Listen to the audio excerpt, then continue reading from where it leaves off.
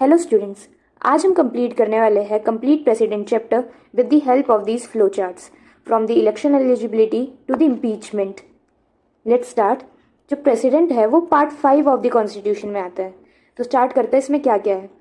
अगर आपने कल की वीडियो नहीं देखी है तो कल हमने DPSPs को ऐसे ही फ्लो चार्ट की फॉर्म में डिटेल में डिस्कस किया था, तो you can also go visit that video.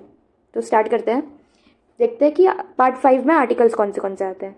Article 52 से article 78 part 5 of the constitution में आते हैं। तो आर्टिकल 52 जो है वो बताता है प्रेसिडेंट ऑफ इंडिया के बारे में। नेक्स्ट देखते हैं प्रेसिडेंट के इलेक्शन में कौन कौन होता है और इलेक्शन किस बेसिस पे होता है वो देखते हैं। प्रेसिडेंट के इलेक्शन में जो इलेक्टेड MPs होते हैं, दोनों लोकसभा और राज्यसभा के, वो वोट कर सकते हैं। इलेक्टेड MLAs होते हैं, हर स्टेट के वोट कर सकते हैं। और 3 यूनियन टेरिटरी के MLAs भी वोट कर सकते हैं, जो है दिल्ली, पुडुचेरी और जम्मू एंड कश्मीर के। नॉमिनेटेड मेंबर्स इलेक्शन में वोट नहीं कर सकते, ये ध्यान रखना, ये काफ़ी कंफ्यूजिंग पॉइंट है। उसके अलावा MLCs मतलब मेंबर ऑफ लेजिस्लेटिव काउंसिल्स जो है वो इलेक्शन में वोट नहीं कर सकते हैं। आगे देखते हैं प्रेसिडेंट की क्वालिफिकेशन और ओथ। जो क्वालिफिकेशन है वो अब आप देखो, प्रेसिडेंट की है, VP की है, CM है, गवर्नर है, उनमें 2-3 क्वालिफिकेशन तो ऑलमोस्ट सब में सेम रहेगी। फॉर एग्जाम्पल कि वो सिटीजन ऑफ इंडिया होना चाहिए और कोई भी ऑफिस ऑफ प्रोफेट होल्ड नहीं करना चाहिए। उसके अलावा प्रेसिडेंट की क्वालिफिकेशन में है कि उनकी मिनिमम एज 35 ईयर्स होनी चाहिए और he should be qualified to become a member of Lok Sabha. वो लोकसभा का मेंबर बनने के लिए क्वालिफाइड होने चाहिए। वो अपनी ओथ CGI के सामने लेते हैं, चीफ जस्टिस ऑफ इंडिया के सामने लेते हैं। आगे देखते हैं टर्म कितना टाइम के लिए रहते हैं प्रेसिडेंट और रेजिग्नेशन किसको देते हैं। तो जो प्रेसिडेंट की टर्म होती है वो 5 ईयर टर्म्स होती है और अगर इन्हें रिज़ाइन करना होता है तो वो एक नोटिस देते हैं वाइस प्रेसिडेंट ऑफ इंडिया को, और अगर इनकी टर्म खत्म हो जाती है ये दोबारा री इलेक्शन के लिए एलिजिबल होते हैं। आगे देखते हैं प्रेसिडेंट का इम्पीचमेंट कैसे होता है। सबसे इम्पॉर्टेंट, अब प्रेसिडेंट को रिमूव नहीं किया जाता, प्रेसिडेंट को इम्पीच किया जाता है एक रेजोल्यूशन से। तो देखते हैं प्रेसिडेंट को इम्पीच जब किया जाता है कि जब वायलेशन ऑफ कॉन्स्टिट्यूशन होता है, जब कॉन्स्टिट्यूशन को प्रेसिडेंट वायलेट करता है तो ही उनके अगेंस्ट इम्पीचमेंट प्रोसेस स्टार्ट हो सकता है। जो इम्पीचमेंट प्रोसेस है वो दोनों में से किसी भी हाउस में इनिशिएट हो सकता है और जिस हाउस में इनिशिएट होता है वहाँ के 1/4 मेंबर को इस पर साइन करना होता है, तभी ये आगे जाता है। इम्पीचमेंट प्रोसेस स्टार्ट करने से 14 डेज पहले प्रेसिडेंट को एक नोटिस भेजना पड़ता है। उसके अलावा ये जो इम्पीचमेंट है वो स्पेशल मेजॉरिटी से पास होना चाहिए, मतलब 2/3 ऑफ प्रेजेंट एंड वोटिंग। ये इतना मुश्किल होता है कि आज तक एक भी प्रेसिडेंट इम्पीच नहीं हुआ है। इसके अलावा नॉमिनेटेड मेंबर्स यहाँ रिमूवल में, इम्पीचमेंट में वोट कर सकते हैं, इलेक्शन में वोट नहीं कर सकते। अब देखते हैं अगर वैकेंसी आ गई, जैसे रिज़ाइन कर दिया या कुछ भी, डेथ हो गई, टेन्योर खत्म हो गया, तो क्या होता है, प्रेसिडेंट की जगह लेते हैं वाइस प्रेसिडेंट। अगर वाइस प्रेसिडेंट भी नहीं है तो फिर लेते हैं CJI, chief justice of India, और अगर वो भी अवेलेबल नहीं है फिर आते हैं सीनियर मोस्ट ज्यूरिस्ट। इन तीनों में से फिर इसी हायरार्की के अकॉर्डिंग ये लोग प्रेसिडेंट की जगह लेते हैं और वैकेंसी के बाद विदिन 6 मंथ्स जो है नेक्स्ट प्रेसिडेंट अपॉइंट किया जाता है। अब देखते हैं प्रेसिडेंट्स की पावर्स को। सबसे पहले हमारे पास है एग्जीक्यूटिव पावर। तो प्रेसिडेंट की एग्जीक्यूटिव पावर में है कि जो सारे एक्शंस है वो प्रेसिडेंट के नेम में किए जाते हैं। जैसे अगर जो इंडिया का बिजनेस है वो हैंडल करना है, फॉरेन अफेयर्स से रिलेटेड कोई एक्शन है या कंसोलिडेटेड फंड्स है, उनसे कुछ पैसे निकालने हैं, तो वो सारे प्रेसिडेंट के नेम में होता है। और प्रेसिडेंट की एक और पावर होती है अपॉइंटमेंट की।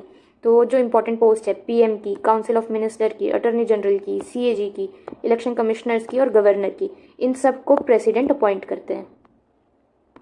उसके अलावा प्रेसिडेंट की कुछ लेजिस्लेटिव पावर्स भी होती है, जैसे वो स्टार्ट करते हैं पार्लियामेंट को, समन करते हैं और प्रोरोग करते हैं पार्लियामेंट को।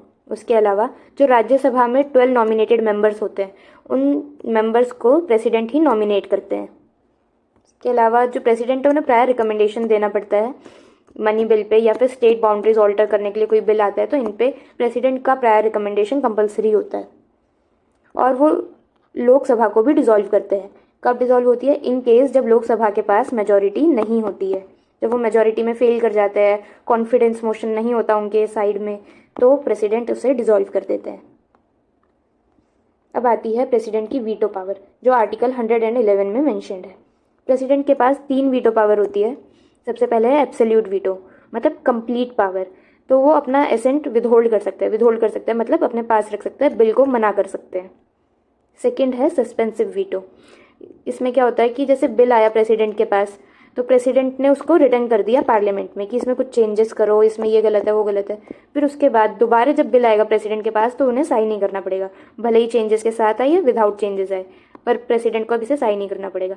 मतलब ऐसे याद रख सकते हैं कि रिटर्न करने के बाद जो प्रेसिडेंट की वीटो पावर थी वो सस्पेंड हो गई है, तो अब दोबारा बिल जो आएगा तो प्रेसिडेंट को साइन करना ही पड़ेगा। उसके अलावा लास्ट आती है पॉकेट वीटो।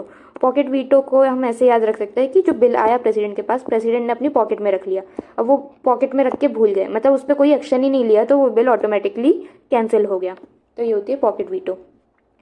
अब जो ये वीटो पावर है वो कॉन्स्टिट्यूशनल अमेंडमेंट बिल्स पे यूज़ नहीं हो सकती है। आगे देखते हैं और कौन सी पावर है। Pardoning power, very important. Article 72 में मेंशन्ड है प्रेसिडेंट की पार्डनिंग पावर। वो पार्डन दे सकते हैं, मतलब एक जो डेथ सेंटेंस है उसको कम्प्लीटली अब्जॉर्ब कर सकते हैं, पूरी सज़ा बिल्कुल माफ़ कर सकते हैं। उसके अलावा कम्यूटेशन, मतलब डेथ सेंटेंस से इम्प्रिजनमेंट की फांसी की सज़ा से पूरी उम्र कैद की सज़ा मिल सकती है। रेमिशन, मतलब 2 साल की सज़ा है उसको कम करके 1 साल की कर दी। रिस्पाइट, अब रिस्पाइट और रेमिशन काफ़ी सिमिलर है, पर रिस्पाइट में क्या होता है कि सज़ा कम कर रहे हैं, जैसे 2 साल से 1 साल की सज़ा कर दी, पर किसी स्पेशल फैक्ट के अंडर, जैसे अगर प्रेगनेंसी है या कोई सीरियस इंजरी हो गई, बीमारी हो गई या मेंटल इलनेस है, तो उस केस में अगर सज़ा कम की जा रही है तो वो आता है रिस्पाइट में। और लास्ट है रिप्राइव। रिप्राइव में क्या होता है कि प्रोसीडिंग्स पे ही टेम्प्रेरी स्टे लगा दिया जाता है। और लास्ट है हमारे पास प्रेसिडेंट की ordinance making power. Ordinance making power article 123 में आती है। अब ऑर्डिनेंस क्या होता है? ऑर्डिनेंस एक टेम्परेरी लॉ होती है जब पार्लियामेंट का कोई एक हाउस सेशन में नहीं होता और लॉ पास करने की ज़रूरत होती है, तो प्रेसिडेंट एक ऑर्डिनेंस पावर यूज़ करके लॉ पास कर देते हैं। तो ये जब इशू होती है जब रिसेस होता है पार्लियामेंट का या हाउस सेशन में नहीं होता। इस ऑर्डिनेंस से प्रेसिडेंट सेटिस्फाई होने चाहिए। इसका अब जुडिशियल रिव्यू भी पॉसिबल है। पहले इसका जुडिशियल रिव्यू पॉसिबल नहीं था, पर अब ये जुडिशियल रिव्यू पॉसिबल है। और जो ऑर्डिनेंस है ये टेम्प्रेरी लॉ है, हमने देखा, तो ये कितने टाइम के लिए होती है? 6 मंथ्स के लिए, और एक्सटेंडेबल होती है 6 वीक्स के लिए। तो yes, this was complete chapter of president. And for these notes मैं इन नोट्स को डिस्क्रिप्शन में ऐड कर दूंगी, आप वहाँ से इन्हें डाउनलोड कर सकते हैं। आप कमेंट में बताइए कि आपको नेक्स्ट पार्ट किस टॉपिक पे चाहिए, और ऐसे और वीडियोज़ के लिए, ऐसे और फ्लो चार्ट्स के लिए you can follow behind the books. Thank you.